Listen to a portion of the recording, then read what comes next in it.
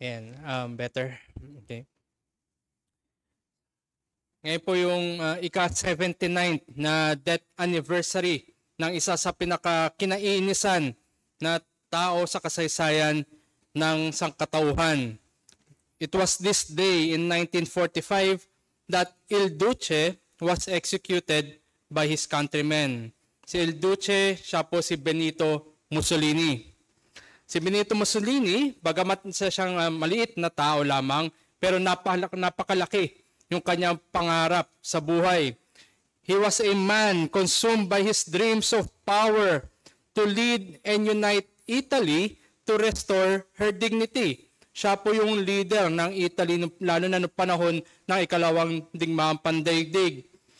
At para nga sa mga tao, sa mga Italian noong panahon na yon, ito si Mussolini, siya yung nakikita nila na tao na kaya mag-unify at ibalik nga yung dangal ng bansang Italia. Mussolini was also consumed by his dreams of establishing an Italian empire. Gusto niya ibalik yung lawak at pagsakop ng Italia sa mga iba-ibang mga teritoryo. He was consumed by his envy of Adolf Hitler sapagkat kung titignan nga ay napakaliit at mahina nga yung military might ng Italy at nakita niya yung mga successful na mga tagumpay ni Adolf Hitler at nakapag-expand ang Germany, pero ganun pa man wala nangyayari para sa bansa ng Italy. So he was very envy of Adolf Hitler. At sa susunod na makita rin that he was consumed by his successive defeats and failed conquests. Dahil nga nakita niya yung kanyang kapitbahay at kaibigan na si Adolf Hitler ay nananalo. Siya ngayon ay naglabas na kanyang sarili niyang conquest, ngunit meron kabaliktaran na resulta. Puro talo ang ito sinapit ni Benito Mussolini. So nakita natin na bagamat naroon yung kanyang pangarap na para mabigay yung dangal at may balik ang dangal dito sa Italy, baliktad yung kanyang nakuha at yung resulta ng kanyang mga conquest. And later on, the Italian people was totally enraged. Galit na galit ang mga Italian sa kanya. To begin with, ayaw naman ng mga Italian na idawit yung kanilang bansa sa gera. Ngunit dahil nga sa pangarap nito ni Mussolini, sila ay nadawit at alam natin yung mga susunod na nangyari.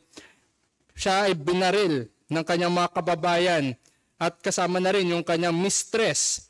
Kinaladkad ang kanilang bangkay sa buong city at sila nga ay hinang doon sa park at nakikita nga ng lahat. At hindi lamang yun, ang Italian ay nag-celebrate ng kanilang kalayaan. So makita natin, nagsimula sa isang tao na meron siyang napakalaking mga pangarap sa buhay. Kinonsume siya ng mga pangarap na ito and eventually hindi lamang siya yung na-consume ng pangarap na to, kundi pati yung mga ibang tao ay na-consume din ng kanilang galit para sa tao na ito. We can see the dangers when people are consumed by something.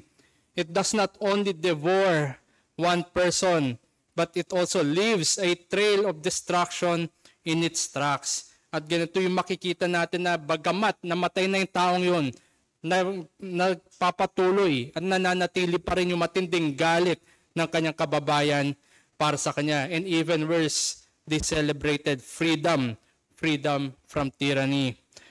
Christians likewise must not be consumed by the flesh. They must not devour one another and destroy one another. But they are called to freedom in order to love and to serve one another.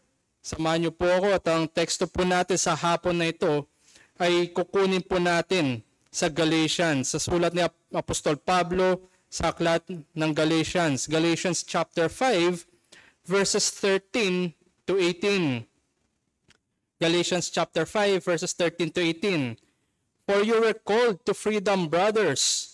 Only do not use your freedom as an opportunity for the flesh, but through love serve one another. For the whole law is fulfilled in one word. You shall love your neighbor as yourself. But if you bite and devour one another, watch out that you are not consumed by one another. But I say, walk by the Spirit, and you will not gratify the desires of the flesh. For the desires of the flesh are against the Spirit, and the desires of the Spirit are against the flesh.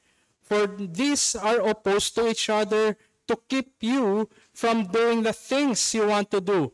Verse 18, but if you are led by the Spirit, you are not under the law. Ito po yung teksto natin sa hapon na ito. Tayo muli ay lumapit sa Panginoon sa paghingi sa Kanya ng biyaya. Aming Diyos na mapagbiyaya at mahabagin, kami nga ay lumalapit sa inyo pong trono. Muli ina-acknowledge namin ang aming mga pagkukulang at kahinaan. Naway kahabagan nyo kami at bigyan nyo kami ng inyong pong biyaya, matanggal ang anumang balakid sa aming kaisipan at sa aming mga puso at kaluluwa. At nawa makita namin muli at matawag kami ng atensyon sa inyo pong salita at sa inyo pong presensya. Ito po ang aming dalangin sa ngalan ni Jesus. Amen. Isa po sa mga mapapansin natin sa mga sulat ni Apostol Pablo, simulan natin sa 1 Corinthians at 2 Corinthians, Thessalonians, yung mga iba pa na sulat ni Apostol Pablo, ay naroon ang kanyang common na tema na nagbibigay siya ng pasasalamat sa kanyang mga audience. Thanksgiving can be seen in the early parts of his writings. Ngunit hindi ito yung makikita natin sa sulat sa Galatians. Hindi po makikita yung thanksgiving dito sa mga taga-Galatia. And that is not the case sapagkat ang sinimula ni Apostol Pablo dito ay yung kanyang amazement. Siya ay sabihin na natin na amazement in a negative sense sapagkat ito nga mga Galatians ay napakadali daw. They quickly turned away sa kanyang mga tinuro sa kanila. Sabi nga sa chapter 1 verse 6, nandun ginamit niya na he was very amazed how quickly they turned away from the gospel. And Paul began with a defense and approval of his ministry. Lalo-lalo na yung pagkakatawag sa kanya bilang apostol. Dito sinimula ni Apostol Pablo yung kanyang diskurso. Siya ay nagbigay ng kanyang defense and approval, pati na rin ang kanyang mensahe. Saan nagmumula yung kanyang mensahe, yung kanyang tinuturo para sa kanila. And then, he turns to the issue of the law observance and the righteousness in Christ. At unti-unti siya ngayon nag-transition patungo sa conduct ng isang mananampalataya, lalo-lalo na sa konteksto ng isang lokal na iglesia. Christian living is the most evident na testimony there is. Sapagkat ito yung nakikita sa isang nagsasabi na siya ay mananampalataya, kung paano siya namumuhay in light of the truths na kanyang nalalaman. At kapag nga ito hindi nagtra-translate sa kanyang buhay, ito yung masasabi na hindi siya marahil mananampalataya. It is the most evident testimony to the power of the gospel since it is visible change that people could see. Marahil meron tayong mga kilala na hindi siya ganyan bago siya nakakilala sa Panginoon. Na itong taong to ay dati ganito siya. Ngunit simula nung nakilala niya si Jesus ay siya ay ganito na. Ito yung nakikita ng mga tao, na mayroong mga tao malamang ay notorious before, pero dahil sa pamamagitan ng kapangyarihan ng Ebanghelyo, sila hindi na ganoon. And in the ministry of the Holy Spirit in believers, lalo-lalo na sa aspeto ng kanilang pagpapabanal, yung sanctification, they are mortifying, pinapatay nila yung gawa na laman, the deeds of the flesh, and cultivating the grace such that they grow not only in knowledge of the truth, but to a life pleasing to God. Hindi lang sa pinapatay nila yung mga sinful deeds nila or mga mortifying the deeds of the flesh, but the opposite, kinukultivate nila yung grace. Sila ngayon ay sa isang banda pinapatay nila yung kasalanan, sila ngayon ay lumalago naman sa biyaya. Parehas parati at sabay yan sa pamamagitan ng sanctification. At sila ngayon ay namumuhay na nakaaya-aya sa harapan ng Diyos. At kung maalala natin na napakahalaga nga ng one anothering natin, lalong-lalo na sa personal o individual na sanctification natin, at lalo na rin sa isang tinipon na community, the gathered community of believers in the local church. We exercise our one anothering, lalo-lalo na in the local church. Mahirap nga mag-one anothering kung iisa lang tayo. Hindi natin ito magagampanan. Kundi ang ating one another, we need other believers also. At yan nga yung local church. It is important to note that all these blessings, lahat na salvation blessings na yan, lahat ng graces ay nagmumula lamang dahil sa ating kaugnayan kay Hesukristo. We started with the positives, yung genuine love. We express concern, the thought of watchfulness, and we act as guides to our brothers and sisters in the faith as we strive together towards and onwards to eternity. At tayo ngayon unti-unting pumunta sa mga mas mahihirap, mas challenging na part ng one anothering. When we exercise our reconciliation with one another, we pray with and for one another, we forgive one another. At pinakita natin yung ating pagkakaisa at yung walang pagkakatangi, yung impartiality natin in our same care to one another. At ngayong hapon nga po ay magko-conclude na ako sa ating one anothering. And with our final message for this afternoon and in our one anothering, ito po yung mahirap na part. Sapagkat ito yung sabihin natin subtle, nagsisimula sa maliliit na bagay. Hindi natin alam na nakukonsume na pala natin ang bawat isa. At pati na rin tayo mismo ay nakukonsume. Hindi natin alam kung gaano katagal o gaano kabilis magkakaroon ng dibisyon sa lokal na iglesia sapagkat sa ating mga kagagawan din. Ito po yung mas mahirap ma-detect at masabi na natin na isa siguro sa mga respectable na kasalanan. At mula dito sa teksto natin sa Galatians chapter 5 verses 13 to 18, ang mensahe ko po sa atin para sa hapon na ito, believers are called to the freedom to nourish one another in love and not to the liberty of devouring one another for the flesh. Ang mga mananampalataya ay tinawag sa kalayaan upang palusugin natin ang isa't isa sa pagmamahalan at hindi para maging malaya upang lamunin natin ang isa't isa sa laman. So makikita natin, dalawa, liberty, freedom to serve one another, to nourish one another, and hindi ito license to devour one another. Si Apostol Pablo sa kanyang mga sulat, he repeatedly echoes the call for believers to rejoice. Ano man yung sirkumstansya na mananampalataya ay magkaroon dapat ng kagalakan sapagkat ang ating kagalakan ay realidad ng anong ginawa ni Hesukristo para sa atin. Dito nakadepende ang tunay na kalayaan na isang mananampalataya na sa ganun ay meron siyang kagalakan. Kung titingnan natin dito sa Galatians chapter 5 verse 1, sabi ni Paul, "For freedom Christ has set us free. Stand firm therefore and do not submit again to a yoke of slavery." Ito yung key verse dito sa Galatians chapter 5. Naroon yung kalayaan. At ngayon ito'y pagtawag na hindi pagbalik sa pagkakaalipin sa kasalanan. Naroon yung true freedom at nagpaproduce ito ng joy. We rejoice because Christ has set us free. At sabi nga ng mga teologo, itong Galatians chapter 5, ito yung Magna Carta, yung Bill of Rights kung tutusin ng isang mananampalataya. It is the Magna Carta of Christian liberty. And from here, believers enjoy the great blessings of what Christ has done for us and actually gives through the salvation blessings in Christ. Dahil nga tayo malaya na, naroon ang pagbibigay ng biyaya ng Diyos, lalong-lalo na in our exercise of these gifts and these graces sa bawat isa. Kung babalikan rin natin sa lumang tipan, ang Exodus ay ito isang paglalarawan ng pagtutubos. Exodus gave us a very beautiful picture of deliverance from slavery. Oo, totoo at literal na sila yung mga alipin ng Ehipto. Sila yung mga alipin ng Paraon. Ngunit ang ating katubusan ay hindi sa pamamagitan ng, o hindi mula sa Ehipto at literal na slavery, but it is a freedom or redemption patungo sa kaharian ng ating Panginoon. It is deliverance from the slavery of sin.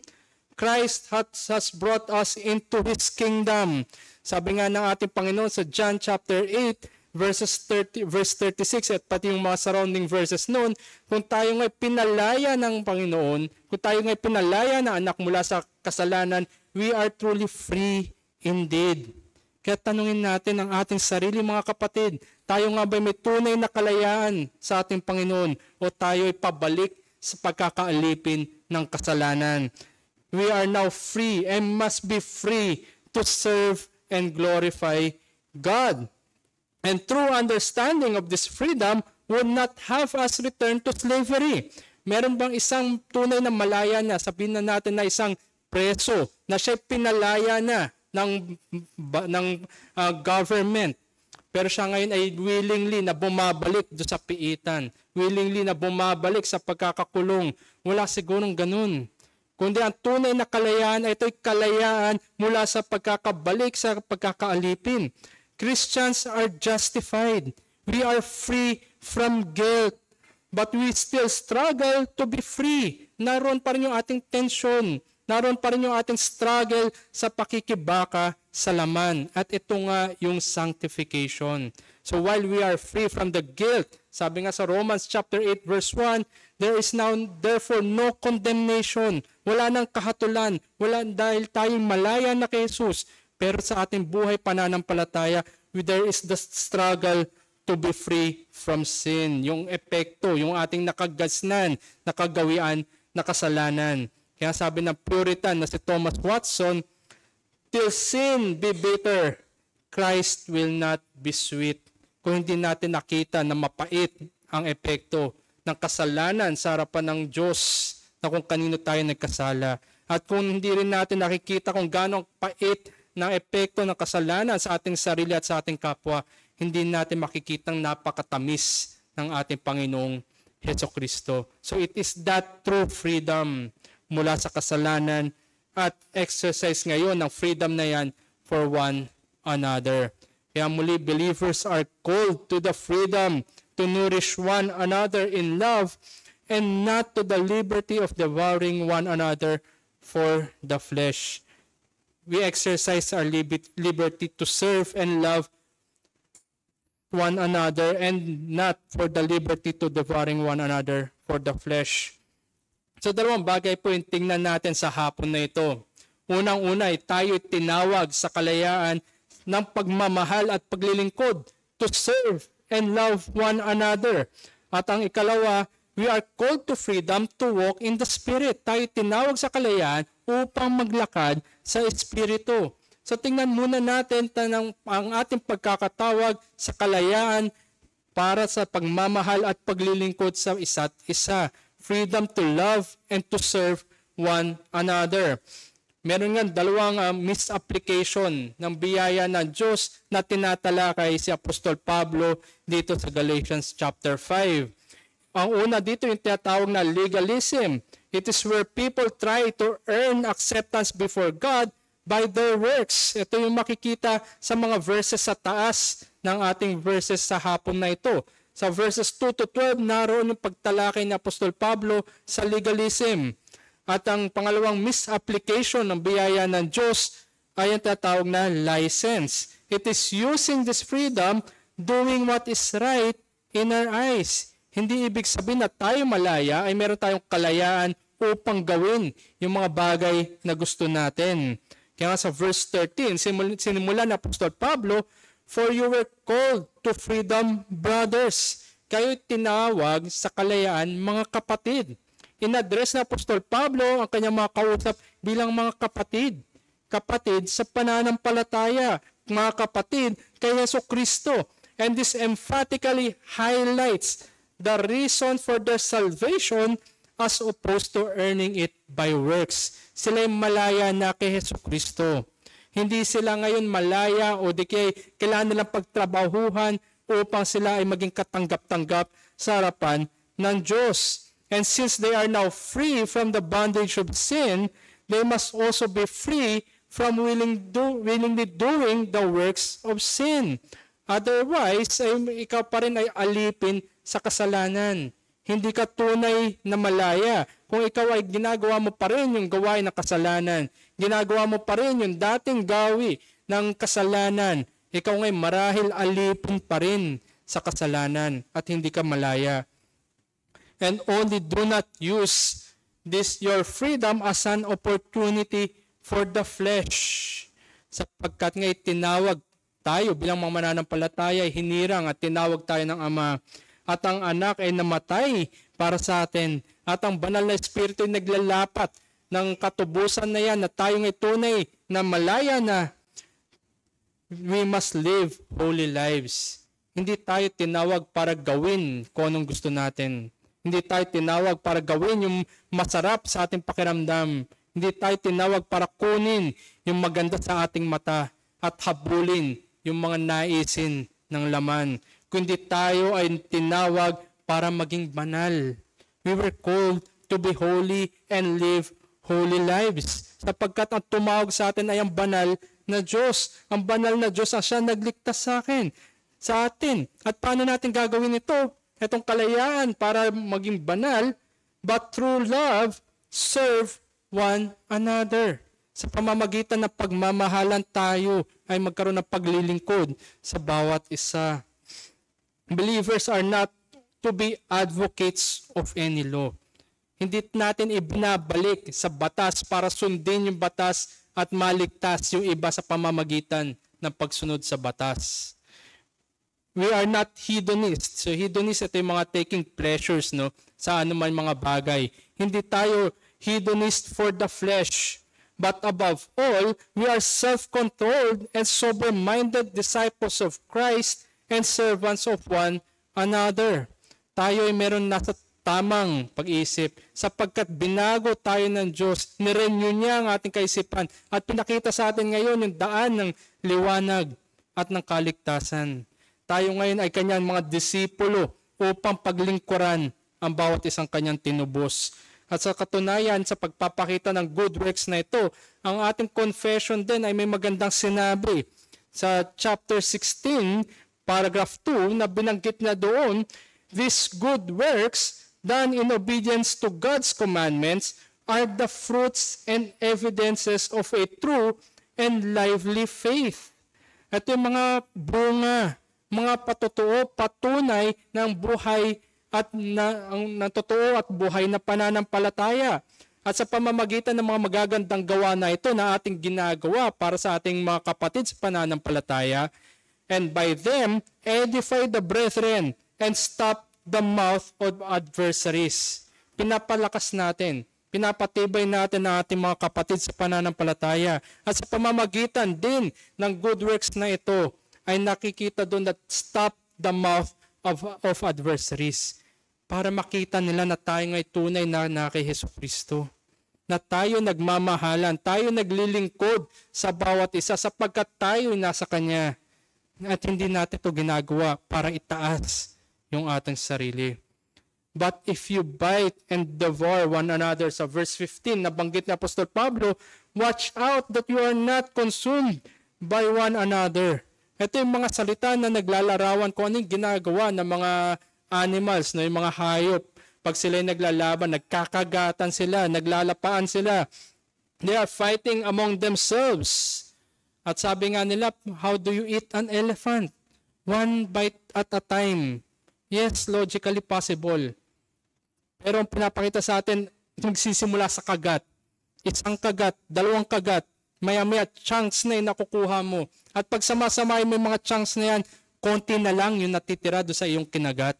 Nagsimula sa unang kagat hanggang sa ubos na ang iyong kapatid.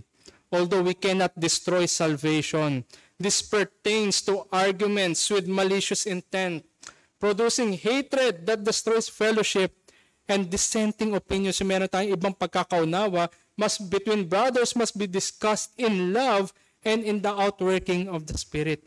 Otherwise, tayo magkakagatan lang. At ang end ng kagatan na yan ay paghihiwalay, pagsisiraan, at pagsisira sa iyong kapatid. At hindi lamang sa iyong kapatid, ikaw yung unang masisira niyan. Kung kaya't ang kalayaan na ito mula sa batas ay hindi nagpapalaya sa atin, mula sa ating katungkulan sa kabanalan. It does not free us from our obligation to holiness.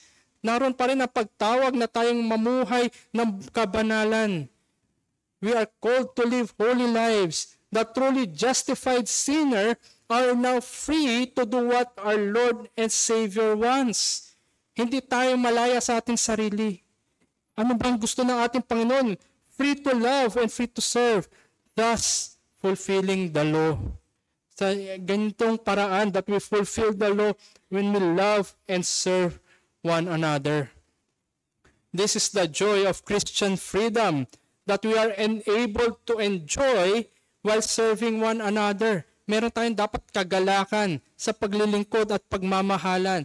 That joy cannot be destroyed, cannot be beaten, cannot be consumed and devoured by one another.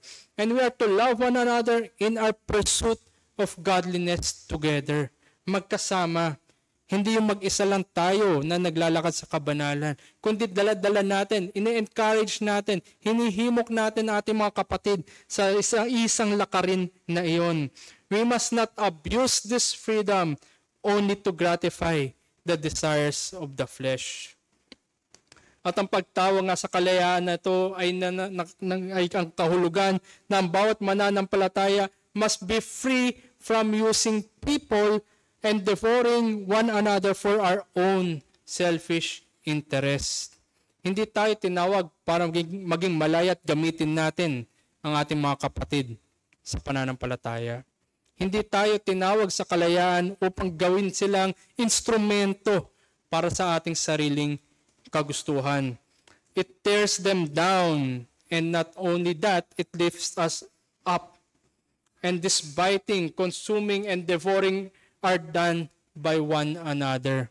Ito yung sad part doon. Marahil tayo din mismo ay nakakagawa ng mga bagay na yan na hindi natin marahil pansin. Unti-unti, isang kagat, chunks, and eventually destroying one another.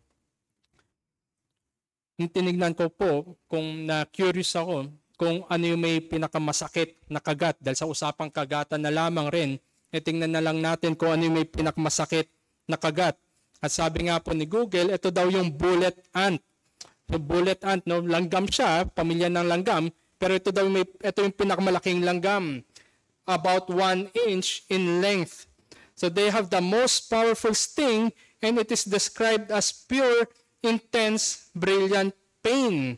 At ang pain nga na ito, it could last up to 24 hours. So isang kagat lang, pero buong araw ka nang nasasaktan, nabubuhay ka sa sakit. It is the pain without a name. And although not instinctively aggressive, hindi naman daw agresibo itong mga bullet ants, but become so as a defense mechanism. Kung sila na-threaten, doon sila mangangagat. And the sting causes severe muscle contractions, a burning sensation, and great pain. So nandun namamanhid, sumasakit na ang iyong kalamnan, naroon pa yung hapde, yung init ng kanyang kagat. So ramdam mo yan for 24 hours. Wala sigurong gusto makaranas ng ganyang klaseng kagat. But worse than they, sa mga bullet ants na ito, worse than they are Christians who use their license to bite one another. Even worse is that it is done not as a defense mechanism. Tayo minsan ay nakakakagat rin tayo ng ating kapwa. Ang nakakalungkot doon, ito hindi defense mechanism natin. Minsan tayo mismo yung nagiging aggressor against a brother and a threat to the unity of that one body. Nabanggit ko nga ay magsisimula sa isang kagat, pangalawang kagat, pangatlong kagat, at eventually, ang iyong mga kagat ay nagiging pagkawasak na ng iyong kapatid. Severe spiritual contractions to the soul, a burning sensation that negatively affects their love for one another, and now becoming a great pain and heavy burden to serve one another. Ito ay pagpabalik sa pagkakalipin sa kasalanan. Hindi ito kalayaan, but it is a return to slavery of sin na hindi dapat nakakarakterize ang isang mananampalataya sapagkat tayo ay malaya na kay Jesucristo. Malaya para paglingkuran ng ating Panginoon. At ito ay hindi kalayaan para tawagin tayo pabalik sa kasalanan. Sabi nga ni Martin Luther, a Christian is a dutiful servant in every respect, owing a duty to everyone. Tayo ay naglilingkod. We are servants to everyone, sa ating Panginoon at sa ating kapatid sa pananampalataya at kahit na sa ating mga kalaban. Tayong paglingkuran natin ang ating Panginoon, ang ating mga kapatid at ang mga wala pa sa Panginoon, na sa ganun ay tayo maging instrumento para dalhin rin sila sa kaharian ng ating Panginoon.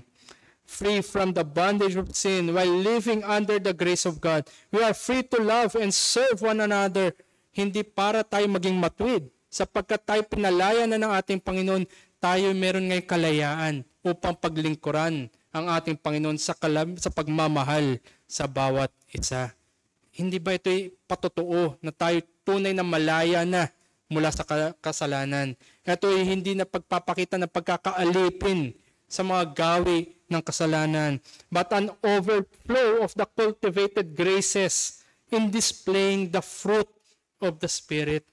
Lumalabas yung mga bunga ng kaligtasan. Nariyan yung mga biyaya ng Diyos na pinagkaloob sa atin at ma-exercise natin to para sa ating mga kapatid sa pananampalataya. Hindi natin ito para sa sarili lang natin, kundi ito para sa ating mga kapatid sa pananampalataya. Ito'y ginagawa sa Espiritu at hindi para sa laman. Kaya mahamon tayo. Tayo mamuhay na may tunay na kalayaan. We must live free, resting in the grace of God, while rejoicing and continually loving and serving one another. Tayo dapat makita na kagalakan habang tayo nagmamahalan, habang tayo naglilingkod para sa isa't isa. Sapagkat ang tunay na kagalakan ngayon muli ay galing sa kalayaan mula sa kasalanan. We glorify God because of His preserving work in us, that we persevere in holiness with one another. Yan ang end goal ng pagmamahalan at paglilingkuran. Ang kabanalan na magkakasama at para sa isa't isa. Hindi ito para sa ating sariling gawain lamang. Hindi ito para gamitin natin ating mga kapatid para lang tayo'y lumusong, kundi ito yung sama-sama sa harapan ng ating Panginoon. Sa verse 14, ito yung echoing Leviticus 19:18. Sabi sa verse 14, "For the whole law is fulfilled in one word. You shall love your neighbor as yourself." At nagturo rin ng ating Panginoon ng similar words. Sa Matthew chapter 22, verses 37 to 39, nung tinanong ang ating Panginoon, "Love fulfills the law, not in a legalistic way." Hindi tayo nagmamahalan para maging tuwid sa harapan ng Panginoon, kundi ginagamit natin ang kalayaan para magmahal, sapagkat yan nga'y bunga na tunay na kalayaan mula sa kasalanan. We love our neighbor not in a lawless way, but living in the freedom of the Spirit. Yan ang tunay na pagmamahalan. Hindi ito pinipilit at ito hindi ginagawa para sa ating sariling kapakanan. Although the law cannot help justify, but it definitely helps to sanctify, showing us how to be holy. Binabalik tayo sa batas ng Diyos kung paano mamuhay ng may kabanalan. At tayo ngayon namumuhay na may kabanalan dahil lamang sa kalayaan na ginawa ng ating Panginoon. Conflicts brought about in the church seldom ends well. Bihira na magkaroon ng magandang sabihin natin paghihiwalay ang mga conflict. Where there is no love, where there is no praying, no forgiving, no reconciling one another, no impartiality, may kanya-kanya mga favorites, no unity and no serving, ang naiwan na lamang ay kagatan, only biting, consuming, and devouring one another. Sa history ng sangkatauhan, isa sa mga nakakalungkot na uri ng gera ay ang Civil War. Sa Amerika, naroon yung American Civil War between the Union and the Confederate.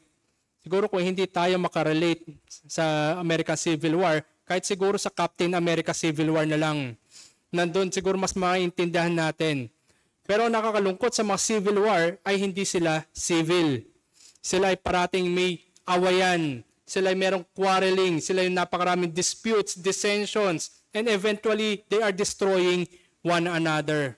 Bagamat sabihin natin na parehas sila, magkalahi sila, parehas silang mga Amerikano, parehas silang mga superhero, sila ay nagsisiraan at eventually naghihiwalay, nawawala yung kanilang pagkakaisa. They are eating one another alive.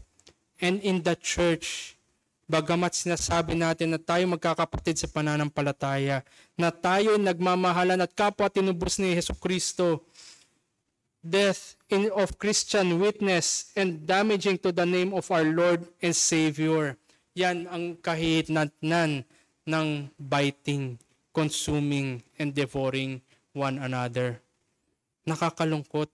Sinasabi natin na tayo kapwang malaya na sa Panginoon, na tayo malaya na upang maglingkod at magmahal sa ating kapwa, and yet, destruction along the way. We are called to freedom to love and to serve, not to a platform to give opportunity to the flesh. And there must be a clear distinction which sets us apart from the world. Dapat maliwanag at nakikita ang pagkakaiba natin sa mundo. Hindi tayo dapat nakikitang parang kagaya lang, walang pinagkaiba sa mundo. Tulfo in action, Dr. Phil, at mga iba pang mga ganyang palabas na puro away at nakakalungkot lang ay nakikita din ng mundo na mga Kristiyano sila at sila mismo ay nag-aaway din.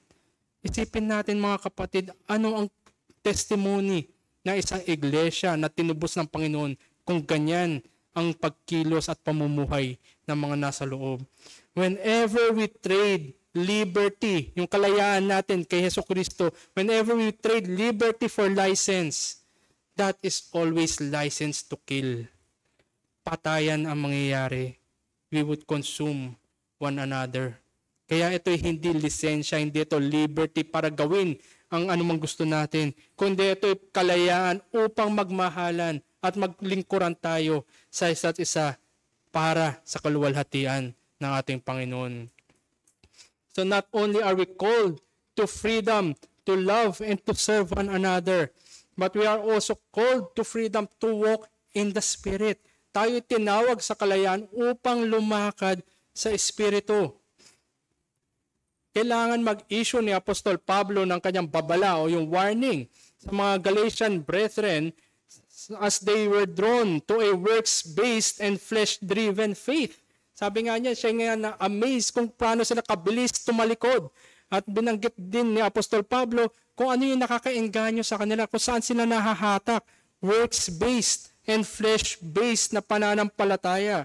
But Paul calls them to a life of freedom to walk in the Spirit. Sa kabila, hinila ni Apostol Pablo, lumayo kayo sa ganyan, kundi dito kayo lumakad sa Espiritu, bearing fruits and demonstrating the graces of salvation. Sa verse 16, but I say, walk by the Spirit, and you will not gratify the desires of the flesh. Kayo lumakad sa Espiritu at hindi nyo bibigyan ng nourishment na instead dapat ang mga kapatid nyo ang inyong pinapalusog ay hindi nyo dapat palusugin ang laman. We are not to nourish and gratify the desires of the flesh. This verse contains both command and a promise. Walk by the Spirit. Ito yung utos na tayo lumakad sa Espiritu. Living in the operation and boundaries of grace. Dito lang tayo mag-ooperate. Hindi tayo lalampas. Hindi natin gagawin kung ano yung gusto natin. But we are to walk by the Spirit, no longer by the flesh. Sapagkat ang mga tao na wala kay Jesus, ito yung kanilang characteristic. They are walking and driven by the flesh. Finifeed nila yung laman. Gusto ng mata, gusto ng pamumuhay, at anuman yung mga maaaring makahikayat sa kanila na malayo at wala sa presensya ng Panginoon.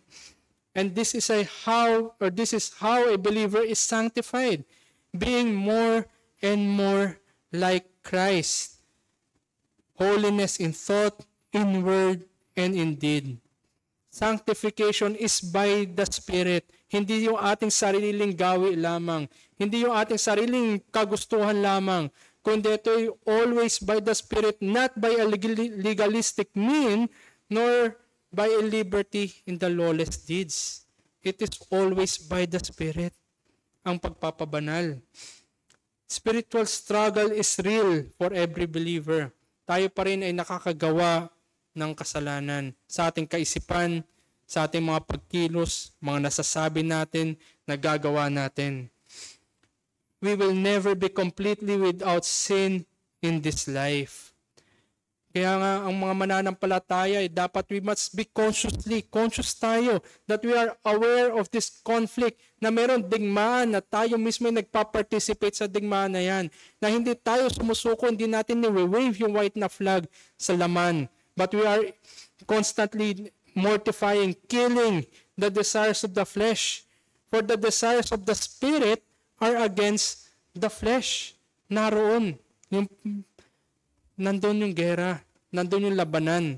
At kung tayo ngay tunay na pinalaya ni Jesus at tayo lumalakad sa Espiritu, nakikita dapat ang ating pagpatay, pakipagdigma, at ang ating striving for holiness. Sa verse 18, but if you are led by the Spirit, you are not under the law. Kung tayo nga ay naglalakad at pinapangunahan tayo ng Espiritu, hindi na tayo nasa ilalim ng batas. The flesh and the spirit have separate, diametrically opposed, magkahiwalay. Hindi maaaring parehas ka naglalakad sa laman at parehas ka naglalakad sa espiritu, kundi kayo naglalakad sa espiritu lamang o sa laman lamang. And with very different end results for the person. Ang isa ay nasa-sanctify sa kabanalan, walking in godliness. Ang isa ay nananatili at lalo lumalala sa layaw ng laman. Ang buhay na nasa Espiritu ay nilalarawan ng palagian at naalinsunod na paglalakad sa biyaya. Life in the Spirit is characterized by a regular and consistent walking in grace. Ito'y sana makita sa atin, mga kapatid, na tayo ay sabay-sabay at nananatili naglalakad sa biyaya ng Diyos. Tayo'y pinapangunahan at naglalakad sa Espiritu ng Diyos sapagkat ang Espiritu ng Diyos ay dadalhin tayo sa kabanalan, hindi sa ibang bagay, but it is always through godliness. So even though not under the law, a Christian is under no liberty and does not have the freedom to sin and to gratify the desires of the flesh. Ipapakita sa ating harapan kung nasaan ba talaga tayo, kung tayo nasa laman o nasa Espiritu. Makikita kung saan tayo naglalakad. Makikita kung ano ba yung pamumuhay na ating nakikita sa atin. At nakikita kung nasaan nakatuon yung ating kaisipan at ang ating mga puso. Kung yan ba'y nasa Espiritu o nasa laman. Salvation works in the hearts of believers a new desire for the things of God. Na kung dati hindi ka ganoon, ngunit ikay niligtas na Panginoon, you desire the things of God. Ikaw ngayon ay nandoon, naglalakad sa Espiritu. Patungo sa kabanalan. Wala ka na sa lumang kinagisnan mo. We are constantly putting to death the deeds of the flesh in order to live a life that was once again pleasing to God. They are those who are led by the Spirit. Wala tayong hostility sa ating Diyos kung tayo ay tunay na na kay Jesucristo, sapagkat tayo nag-ooperate, tayo naglalakad ng kabanalan in the Spirit. Sa nga pong makikita natin sa mga emergency o sa mga ospital ay meron separate section yung animal bites. Na kung saan pag nakagat ang isang tao ng hayop ay dinadala siya doon at kalimitan dalawa yung tinuturok sa kanya. Anti-tetanus at anti-rabies. Ang rabies o yung rabies virus infects the central nervous system at umaakyat nga ito sa kanyang brain. Nakakalungkot na makita ang isang tao na nagsasuffer and eventually mamamatay dahil sa rabies. It's a very sad sight to see. At ang tetanus naman ay ito pinapatigas nito yung ating mga panga. Lockjaw nga yung kanyang tawag dito, na sa ganun ay hindi tayo nakakalunok. So kung sarado yung ating bibig, hindi tayo makakainom at eventually yung rabies ay ang papatay sa atin. So ito yung ginagawa ng animal bites. Ngunit tayo bilang mga mananampalataya, we function as the opposite. Dahil tayo ay naglalakad sa Espiritu, hindi tayo nagkakagatan, hindi tayo ngayon threat sa isang katawan. We are now enabled by the Spirit to loosen up yung ating mga matitigas na laman para paglingkuran ang bawat isa.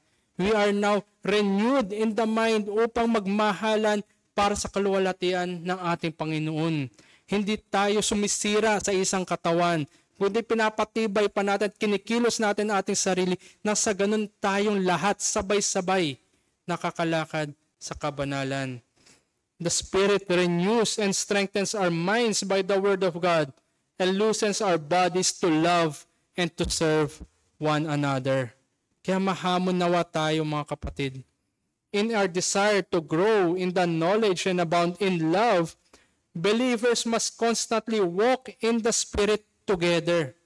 Tayo ba ay naglalakad magkakasama sa Espiritu ng Diyos? Tayo ba ay sabay-sabay? May nahuhuli man, pero naglalakad pa rin sabay-sabay. This is what is expected in individual Christians and much more as brothers and sisters in Christ. Kung tayo ngayon may tunay na kalayaan, gamitin natin ang kalayaan na to para sa kabanalan. Hindi para sa ating sarili lamang, kundi para bilang mga tinubos na magkakapatid mula sa kasalanan. The promise contained in this command by Paul should strengthen our assurance, because without the practice of true holiness, no one will see the Lord. Hebrews chapter 12, verse 14. Holiness without which no one will see the Lord. And I hope that we all love to see the Lord someday. And I hope na tayong lahat, hindi lang para sa ating sarili, kundi lahat pa ganun rin para sa ating mga kapatid, that we would all love to see the Lord. Thus, each believer is waging a war against flesh, sapagkat tayo ngayon ay may pagpapabanal towards godliness, towards holiness. And flesh cannot be defeated by mere theological knowledge alone. Hindi kayang gapiin ng anumang kaalaman ang mga gawin ng laman. But the opposite is also true. Hindi tayo magtatagumpay sa laman kung meron lang tayong kapiranggot o maliit na knowledge. We need both. Sapagkat nga ang Espiritu ay nagsasariwa o nire-renew niya ang ating mind, desiring the things of God, lalo-lalo na sa kanyang salita na pinagkaloob niya sa atin. It is a special means of grace, mga kapatid. Gamitin natin ang lahat ng available na means of grace para tayo lumago sa kabanalan. Sanctification does not rest solely in our ability, but by the dependence on the Holy Spirit. And when we give into the flesh, kung winave natin yung white na flag sa laman, yan nga ay muli pagtawag sa pagkakalipin sa kasalanan. We must encourage one another to walk daily, regularly, consistently, on a daily basis. Wala po naglalakad na tuwing linggo lang. Kundi ang tunay na mananampalataya ay siya ay araw-araw na naglalakad tungo sa kabanalan. At dahil nga sa usapin na paglalakad, ang pinakamahaba, yung tinatawag na longest walk in human history, ay naganap noong 1977. Nagsimula ito noong 1977 and was finished in 1983. So kung isipin natin, yung Bataan Death March, napakahaba na. Ito yung mailiksi pa kumpara dito sa tinatawag na the longest walk, na kung saan ang nakapag-perform na ito ay si George Meegan. The journey was 30,608 kilometers on foot. So siya naglalakad, 30,608 kilometers yung kanya nilakad. It took him 41 million steps. And it was completed in 2,426 days. So napakahaba ng kanyang nilakad, napakadami ng kanyang hakbang na ginampanan. At sabi nga dito, along the way, he married his Japanese sweetheart, had 2 children. He traversed impossible regions, yung hindi mo madadaanan. Pero siya yung nagawa niya yun. Nadaanan niya yung mga regions na yun. At hindi lamang yun, he was shot at and survived in knifing attack unscathed. So siya sinubukan barilin, pero siya nakatakas. Merong knife attack na ginawa sa kanya, pero siya nakaligtas along doon sa kanya paglalakad. He visited President Jimmy Carter at his home. And along the way, he garnered 8 world records. So napakadami nangyari, daming naging ganap dito sa buhay ni George Meegan habang siya naglalakad. So 41 million steps, 7 years siya naglakad at ang dami na nangyari. At tayo rin bilang mga magkakapatid sa pananampalataya, as we walk together in the Spirit, lifetime is our walk of sanctification. Habang buhay, napakatagal na ating paglalakad. Hindi natin alam kung ilang taon pang natitira sa ating paglalakad. Hindi natin alam kung ilang steps pang ating gagampanan sa ating paglalakad sa kabanalan. But better it be done together. We might get hurt and our lives may be threatened along the way.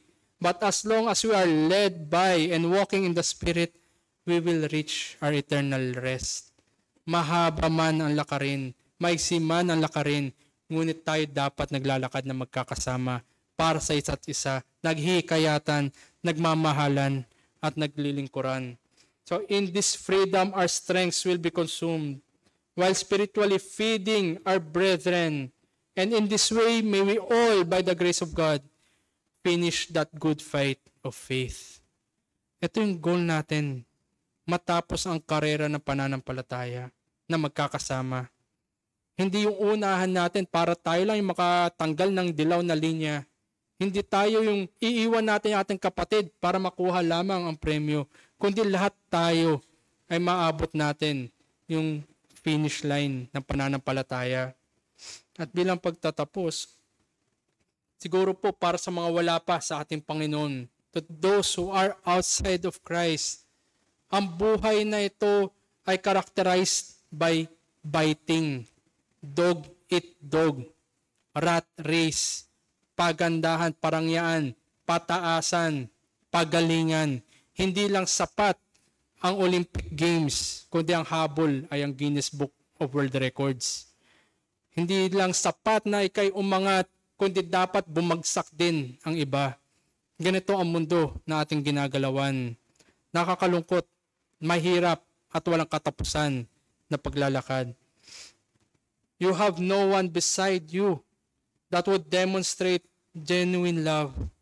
Wala rin magpapakita sa iyo ng tunay na concern para sa iyong kaluluwa. Walang magbabantay sa iyo kung ikay nalilihis o may mga bagay na maaaring ikasira mo. Kundi hahayaan ka lang ng mundo one bite at a time until you would be eventually consumed. Nakakalungkot na paraan kung paano magtatapos ang buhay. Nakakalungkot na parang sabihin natin napakapangit na paraan kung paano ikay hihinga ng huli. Ngunit pinapahayag sa iyo, sa iyong harapan at nakakailang linggo na rin at marahil ilang taon na rin na naririnig na meron nga tunay na nagmahal, tunay na nagmalasakit at tunay na nagtubos sa atin mula sa kasalanan. Kaya ito'y pagtawag muli para ikay manampalataya at magsisi sa iyong kasalanan at lumapit kay Jesus. And may this despair be realized and the need for a Savior is recognized. Alam kong meron mga nakapakinig na wala pa sa ating Panginoon. Kailangan mo ng tagapagligtas at hindi mo kaya sa mundo na ito na saluhin ang puot ng Diyos sa iyong mga kasalanan. Only in Christ all these salvation blessings are bestowed. And only in Christ all these graces flow. Pinapahayag muli sa iyo at alam ko yung naririnig yan. Ngunit ano pa yung desire kung pipilin pa rin ang iyong laman? Alam kong nauunawaan ng mga tao ang ebanghelyo. Pero ang kasalanan ay tunay na naghahatak pabalik sa pagkakalipin sa laman. At para po sa mananampalataya, para sa mga nagsasabi na kay Jesus, para sa atin ng mga miyembro ng lokal na iglesia na ito, in every battle where freedom is won, and in every victory against the oppressors were grasped, there is the saying that it has only won half the war. Kalahati pa lang ng laban yung napagtagumpayan. The harder and more difficult part of the task lies ahead of us kung paano natin gagampanan ang ating one anothering. Isang part ang tayo niligtas, tayo tinubos, tayo pinalaya sa kasalanan, but the harder part is the exercise of this freedom. At kagaya rin ng mga bansa na kalaya mula sa mga leader na kinatatakutan, na kinainisan, sila ngayon ay paano nila i-exercise itong freedom na ito. Ganun din tayo bilang mga mananampalataya na bagamat tayo malaya na, may we truly do and use this freedom to serve and love one another. We are freed from law-keeping as a means of righteousness. And on the other hand, we are to live out the blessings and graces of loving and serving one another. Ito yung mas mahirap na part, hindi madali. Napakarami na natin naging diskurso sa ating one anothering. Lahat niyan ay pahirap ng pahirap. At sapagkat na lalo na sa lakarin ng pananampalataya, hindi natin alam kung hanggang kailan, pero patuloy pa rin tayong maglalakad patungo sa finish line. Do not give opportunities for the flesh, but be an instrument of God's provision to one another. Mahirap ang lakarin, hindi natin kakayanin, kundi sa pamamagitan lang na biyaya ng Diyos na tayo rin ay abot sa kanyang eternal rest. And as a parting word, sabi nga ni J.C. Ryle, if you love Christ, never be ashamed to let others see it and know it. Speak for Him, witness for Him, live for Him, at umpisan mo yan sa iyong kapatid sa pananampalataya. Nang sa ganun that the world may see and know that we are truly His people. Wala po nagmamahal na hindi sinasabi at hindi ginagawa. Wala po naglilingkod na sa kanyang isipan lamang. Wala po nagpapakita ng kanyang concern sa iba kung ito'y tatago lang niya sa kanyang sarili. Kundi itong mga bagay na ito'y ginagawa, ginagampanan ng mga magkakapatid sa pananampalataya. Tayo po'y manalangin. Aming Diyos, na dakila kami nga ay humihingi ng kapatawaran sa mga pagkakataon na kami ay hindi nakapag-demonstrate ng aming one anothering. Nawa paalalahanan kami muli sa hapon na ito at maging paghihikayat din sa bawat isa na kami ngayon malaya na at kami inyong pinalaya upang paglingkuran kayo at ang aming mga kapatid. Nawa bigyan nyo kami ng biyaya na maggampanan ang tungkulin na ito sapagkat ito ngayon mabigat kung kami aasa sa aming sarili lamang. Ngunit kayo sapat at ang inyong biyaya ay sapat para po sa pagmamahala namin at paglilingkuran para po sa inyong pong kaluwalhatian. At naway tumawag pa po kayo na wala pa po sa inyo na makita nila ang pangangailangan ng kapatawaran at kaligtasan. At sila rin ay makaranas at mamuhay na may katiyakan sa paparating at paglapit at pagharap sa inyo balang araw. At maging kami instrumento, Panginoon, ang iglesia na to at mga magkakapatid sa pananampalataya, hindi lamang para dakilain niyo pong pangalan, kundi para ma-exercise aming one anothering para po sa inyong kaluwalhatian. Ito po aming dalangin sa ngalan ni Jesus.